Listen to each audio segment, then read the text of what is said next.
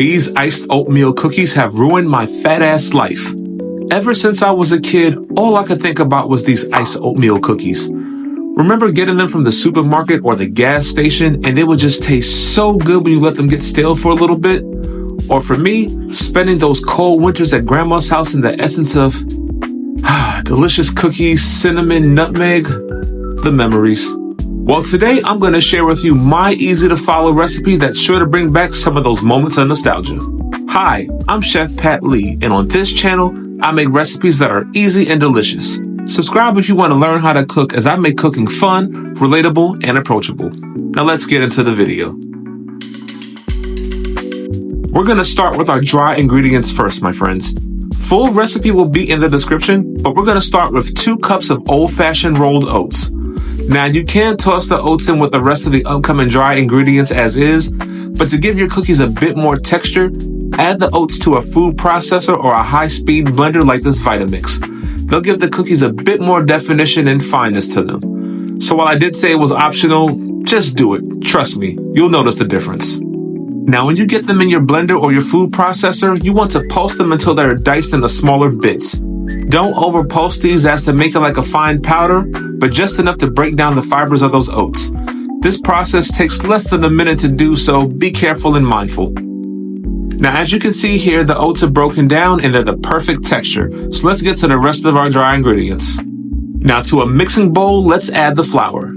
Most bakers will tell you not to sift your flour for cookies, cakes, pies, and other soft treats. Sure, but I personally believe it makes a difference in that final product, so I would say sift your flour as shown. Now, once the flour is added, go ahead and toss in your pulsed and refined rolled oats. Give that a generous mix, as we want to ensure that it's incorporated perfectly and evenly.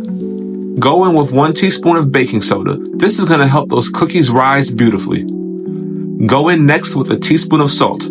The cookies will be insanely sweet, so that saltiness will provide some much needed balance. Next up, you want to toss in 2 teaspoons of cinnamon, followed by a 1/4 teaspoon of nutmeg. Nutmeg gives it that festiveness that the holidays are known for.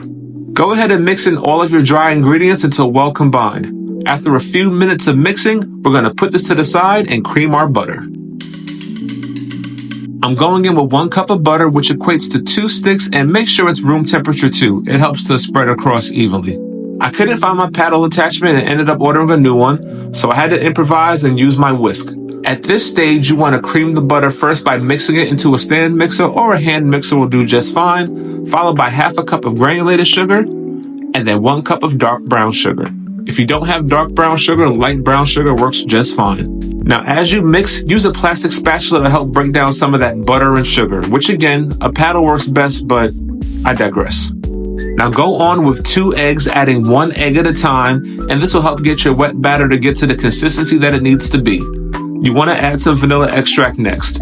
Now this is one of my favorite brands to use, and I'm tossing in an Ancestors pour, which is about a tablespoon. Now once your cookie dough starts to smoothen out, throw in your dry ingredients a little bit at a time. This is going to help them get incorporated into that wet batter without forming a big, clumpy, unmixed mess. Make sure to use your plastic spatula to break down that a little bit more where necessary. Now that that's done mixing, you're going to grab your handy dandy plastic wrap and cover this in the fridge for at least an hour.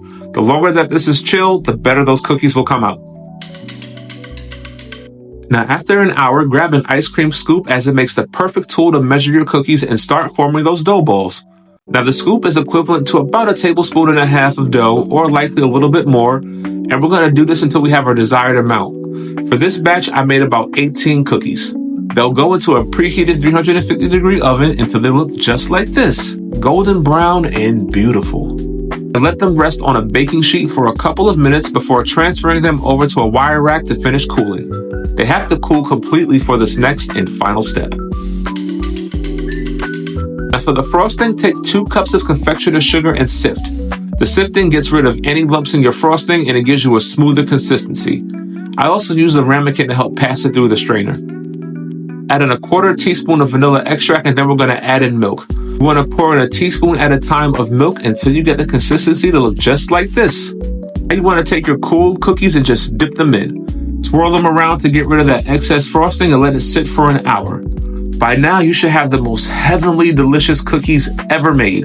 I really hope you do try these out, and if you do, please enjoy. Make sure you subscribe to me for more recipes like these. And as always, until the next time we feast, peace.